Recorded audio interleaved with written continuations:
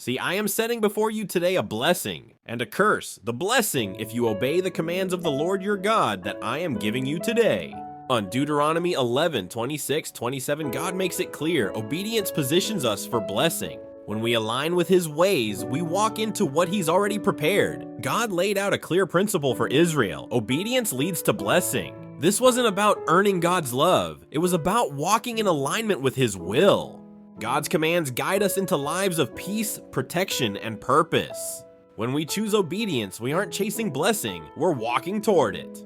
This foundational choice, presented to the Israelites as they stood on the brink of the promised land, is not a one-time decision, but a daily posture of the heart. The blessing spoken of here is not merely material prosperity, but a state of holistic well-being, the Hebrew concept of shalom that comes from living in harmony with our Creator's design.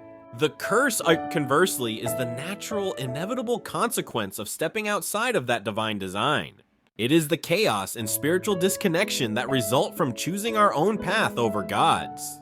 This isn't a portrait of a vengeful God, but a loving father pleading with his children, warning them of the inherent dangers of straying from the path of life. The commands he gives are not arbitrary rules meant to restrict us.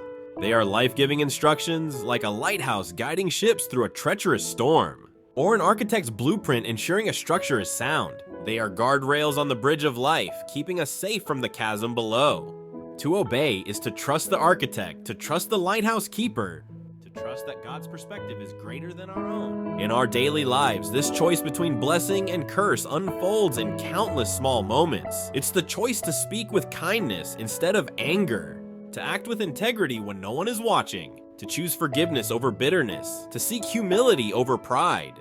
Each decision is a step on one of two paths. One leads toward greater connection with God, deeper peace, and a quiet strength that withstands life's storms. The other leads to anxiety, confusion, and the slow erosion of our soul. But we do not walk this path alone, nor in our own strength. Our efforts to obey are not what save us, but are a response to the grace we have already received. We will falter, we will stumble, and we will choose the wrong path at times. Yet God's grace is a constant, welcoming us back, dusting us off, and setting our feet once more on the path of blessing. Our obedience flows not from a desire to earn His love, but from a heart overflowing with gratitude for a love already given so freely. Lord, help us align our lives with your word. Teach us to obey you with willing hearts so we may walk in your blessing. Grant us the wisdom to see your commands not as burdens, but as the loving guidance they are. When we falter, forgive us.